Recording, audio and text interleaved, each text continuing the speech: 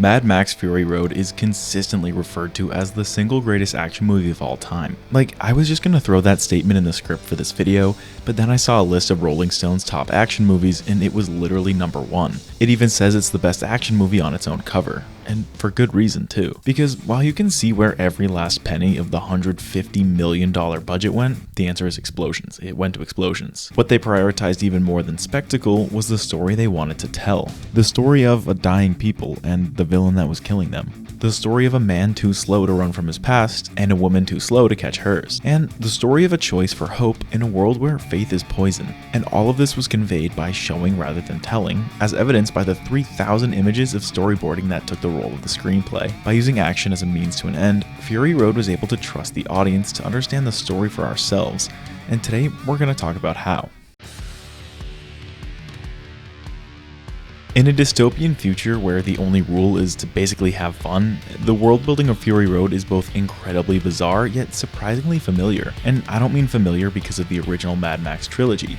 In fact, director George Miller insists that Fury Road was made to be its own standalone story. No, the reason I call it familiar is because of the movie's main antagonist, and how his timeless abuse of power tells a story without using words. Because in order to be a standalone episode in such a unique and stylized world, Fury Road would need to quickly catch the audience up to speed before the story drove off without them. So to do this, the writers put the weight of the world building in the hands of one character, Immortan Joe. It takes the movie all of 4 minutes to establish that Immortan Joe is the heart and soul of the Citadel, with every facet of society branching out from him. The civilians are at his mercy, the soldiers are at his disposal, and the children are at his claim. He's the living and labored-breathing embodiment of evil, the kind of villain that we've told stories about since the beginning of time.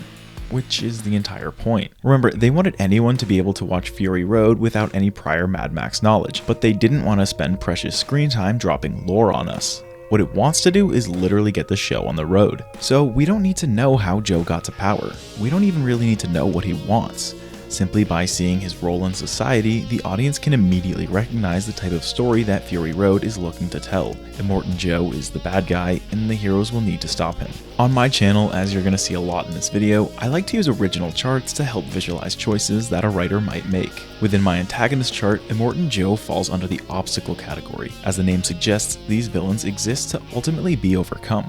They're probably the most traditional type of villain. Powerful, evil, simple. But sticking with tradition is the smartest choice the writers could have made. It's a shortcut to familiarize the audience with an otherwise unrecognizable reality. Immortan Joe's tyranny is how the audience gets their bearings. And sure, it's not the most mind-bending concept to have a bad guy who's just bad. But he isn't in the story to make us rethink our entire moral compass. He's there to be an obstacle. As my antagonist chart goes deeper, antagonists will get more complex.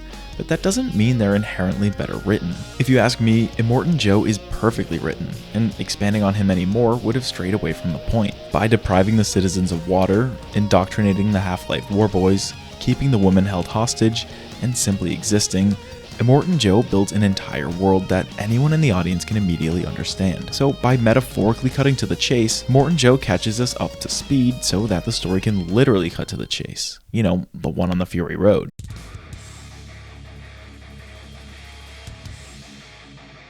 In the last chapter, we just saw how they brought an entire world to life using a single villain. But where Fury Road really shines is storytelling through action. Now, the movie is basically 2 straight hours of non-stop action, so if I was going to analyze every moment of it, we could be here all day. Instead, I just want to pick out 2 fight sequences that I think do major narrative lifting. But first, let's talk about stakes. What every action movie knows is that audiences crave thrilling, life and death stakes in order to add to the immersion. Because what is action without consequences, right? But all too often in action movies, the death part of life and death stakes is outsourced to unskilled and unnamed thugs, characters whose entire narrative purpose is to be used as fodder. Most of the time, this is a sign of lazy writing. Don't risk killing important characters because randoms can do the job instead. But killing off random characters doesn't have to be lazy, and Fury Road knows this. Let me show you what I mean. This chart here is my fight spectrum, which I use to categorize every fight scene ever. In the top left here is the fly swatting category, where strong characters easily defeat their much weaker opponents. Because of their highly predictable nature, an effective fly swatting scene can be challenging to write. Obviously, the super badass main character is going to beat the malnourished 16-year-old who eats paint. But when you approach action as a means to an end, You know that any given fight scene is an opportunity to help tell a story, and that's my key requirement for a fly swatting fight. Tell the audience something that they don't already know. Right off the bat, we quickly learn that these young men called war boys are a dime a dozen. Stripped of any distinguishable features, they are seemingly textbook examples of the unnamed thugs that make up the backbone of so many forgettable action movies. But Fury Road is no forgettable action movie because Fury Road has a story to tell. Once the first chase sequence begins, war boys start dropping like flies. And sure, their deaths are explosive and epic, but with each death of an unnamed character, the subsequent deaths will lose more and more weight until the stakes are effectively gone. So to keep the action interesting, Fury Road gives us characterization in the most brilliant way. With an arrow through his chest, this random war boy gets a moment that few unnamed thugs ever get to experience. He gets to be an actual character with actual motivations. This war boy, who his peers are now calling Warsaw, performs a sacrificial ritual before jumping to his fiery death. While of course it was quite the spectacle, it more importantly was able to give the audience a major insight into the story. We've seen these war boys get referred to as half-lives. We know that for whatever reason, they require blood donations in order to survive. And now we've seen what they want. They literally want to die. But not just any death. A worthy death, one that will get them into the gates of Valhalla. With this simple characterization, the writers have killed 2 lizards with 1 bite. That's a Mad Max joke, by the way, people. Come on, keep up. Not only have they given an in-world excuse to make the deaths as spectacular as possible, but they've also given us a clue into the story's theme, hopelessness. With this random warboy sacrifice, we can see firsthand how deep Immortan Joe's grasp goes. Since birth, the warboys have been indoctrinated to believe that there's so little hope for them that the only purpose they can strive for is a proper death. And all of that is conveyed to us through a single action scene. That is the true power of action as a means to an end. This principle doesn't just apply to unnamed character deaths though. Before we jump into the genius dynamics of the movie's lead duo, I want to break down the fight scene in which they first met. Back to the fight spectrum chart, the classification for Max versus Furiosa is what I call a toss-up. This is because they're so evenly matched that either could reasonably win. But the key with toss-ups isn't to literally just toss up a coin and see which side it lands on. It's actually the opposite. We want to use the story to rig the toss. One of the most significant moments of the entire fight happens right after it kicks off. Furiosa tackles Max to the ground, takes his weapon, and pulls the trigger. Without any words exchanged, this still tells the audience so much. Firstly, it gives a look into Furiosa's character. She has no patience or mercy for anyone threatening her goal and won't hesitate to kill them. On that same note, we learn the opposite for Max. He isn't there to cause any unnecessary harm, he's just looking to get by. Next, a cool trick they do in this fight is to have the mothers fight for Furiosa and Nux the warboy fight for Max. These additions raise the intensity of the fight because they raise the amount of possible casualties. A lot of moving parts means a lot of danger, and to raise the stakes even more, they throw in a clear win condition. To keep this fight from turning into some stalemated slugfest, the writers add a loaded weapon into the mix. This gives both parties a clear goal and puts a timer on the fight. When Furiosa gets the opportunity, she still goes for the kill, but Max narrowly lives. Yet when he gets his hands on the weapon, he spares Furiosa and puts an end to the conflict. And with that, the subtle characterization in that fight has just forged one of action's most effective duos. If Fury Road still hadn't proven to you that action can speak louder than words, then its star duo of Max and Furiosa would be sure to convince you. Because while most of their communicating is done through subtle nods and eyebrow raises, that doesn't stop them from telling the full extent of the story. In communication, anything that distorts a message is called noise. Not hearing each other is of course noise, but so is not understanding each other. What turns any two characters into a duo is the minimization of this noise. When Max and Furiosa fought, it was because they didn't understand each other. Furiosa saw him as a threat, and Max saw her as a roadblock. But all it took was a couple missed gunshots to clear up any noise. And once that noise was gone, they officially became a duo. This was apparent in the seamless chemistry between the two throughout the rest of the movie's action sequences, like covering each other with crossfire or deferring the last shot. Without speaking, they still communicated the type of trust that audiences love to see in character relationships. With so much conflict and chaos going on, it's nice to see a relationship we can depend on to get things done. This type of chemistry is what I call a supplementary duo. On my duo chart, it's the simpler of the two levels. They share a lot of strengths, which results in amplifying them. What's harder to stop than an apocalyptic desert badass? two apocalyptic desert badasses. But if all they were was a duo that could kick ass, it would make for great spectacle, but would lack any deeper substance. To reach that next level on my duo chart, a duo will have to go deeper than just sharing strengths. To become what I call a complementary duo, they will have to make each other whole by covering each other's weaknesses. What brings a duo to that next narrative level is how they synergize internally. In other words, do they complete each other's characters? The reason this is so important is because it can pinpoint what the story is really about. Beyond just cars, explosions, and mother's milk, Fury Road is about hope. At the start, Max holds that same hopelessness that has infected most of the world.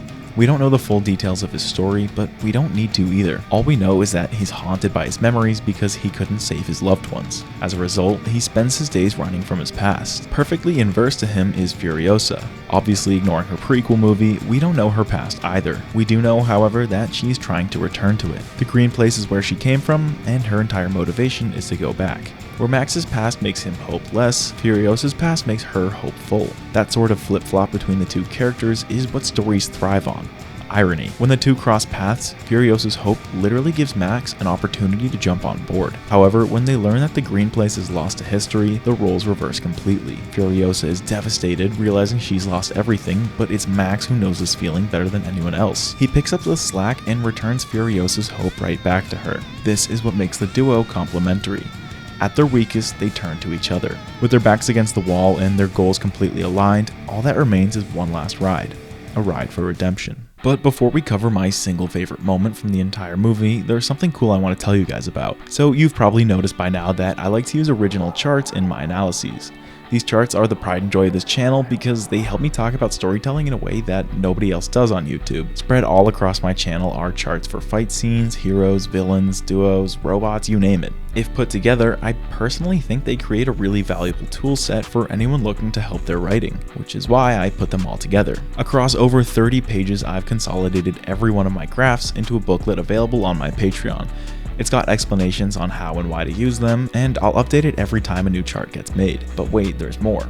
I'm starting an exclusive Patreon-only series where I review the best thing I watched every month. The best thing I watched in August was the movie Weapons, and my review for that is live now for all patrons. Subscribing to my Patreon is by far the best way to show support for this channel, so if you've got the means, I'll be sure to make it worth your while. If not, no worries, a simple like and subscribe helps more than you know. Thanks, now let's get back to Fury Road. I'm definitely not the first to have said this, but on my channel I consider change to be the lifeblood of stories. When it comes to action speaking louder than words, there may be no louder action than changing. And while our star duo both underwent profound changes in the form of redemption, there's a character I want to talk about who went through a change that was just as significant because he too embodied the story's theme. I've stated that I see Fury Road primarily as a story about hope, but the best way to tell a story about hope is to start at hopeless. Like all war boys, Nux started the story with dreams to die. In a vacuum, this motivation seems like a twisted form of hope. He has a dream he wants to achieve, so he chases after it. But when you look at the bigger picture, Nux is ultimately hopeless. There's nothing for him here, so he dreams of Valhalla instead. But when he fails to impress Immortan Joe, he's ripped of any feeling at all.